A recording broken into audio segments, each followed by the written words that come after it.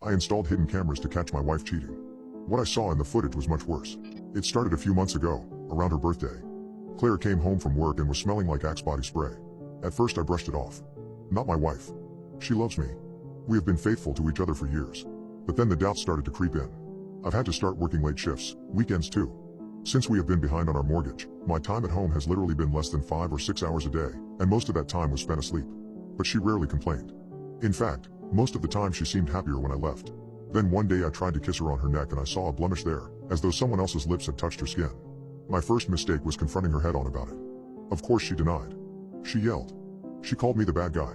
Typical cheater behavior. Worst of all, she got what she wanted. Insisted I start sleeping downstairs and saying that we needed a separation. Maybe even a divorce. All I got out of it was desperation and depression. She insisted that she was still faithful to me, but all the signs were there. I just didn't have the proof to back it up. What you need is a security system for your home, my buddy Chad said one night when I went to drink away my troubles. Wouldn't she realize what I was getting it for? I pointed out. So don't tell her. Wait until she is out of the house. And make it discreet. You know, cameras and the smoke alarms. Stuff like that, he said as he downed his whiskey. His half-brained scheme didn't sound that bad. And I knew that Claire had said she was going to spend the next few days at her mother's house to supposedly let things cool down between us. If I was going to get to the bottom of this, it was now or never. So that's what I did. As soon as I knew that she was gone, I contacted a local shop and had them come that afternoon. The technician didn't ask any questions, just put them exactly where I said that I wanted them and even threw in one of those doll cams as an extra bonus. I gave it to Claire as a peace offering, saying that I was sorry for the accusations. Sounds stupid, I know. What are the chances she would even leave the doll around to let me listen in on her? But then I know my wife. She is sweet and kind and loving, sure, but she is also very predictable. She put the stuffed doll exactly where I thought she would. I let a few more days pass, kept things amicable between us as I went to and from work.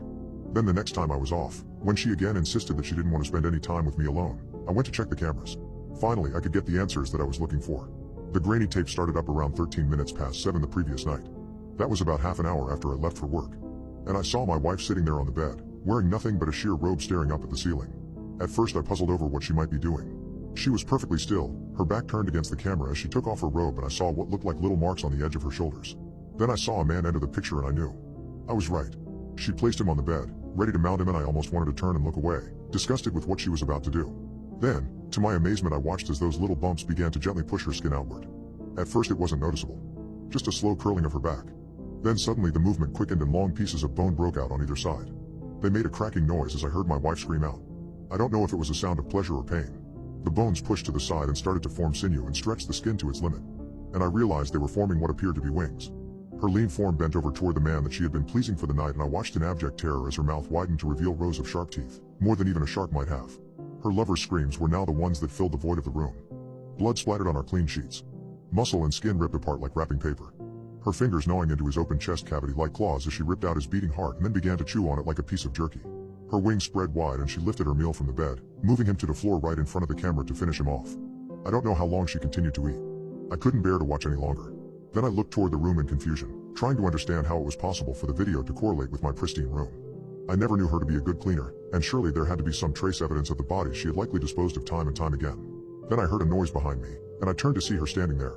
She saw that I was looking at the footage, and I am certain that if I could see my face it was likely paler than a ghost. Without a word, Claire crossed the room and looked down at the doll, playing with the strings like a cat might a ball of yarn. Then she crushed it slowly in her hand. It took less than a few seconds for her to reduce it to rubble. Moving to the bed, she crossed her legs and smiled at me that same way she had when we first started dating. So, what happens now? She asked.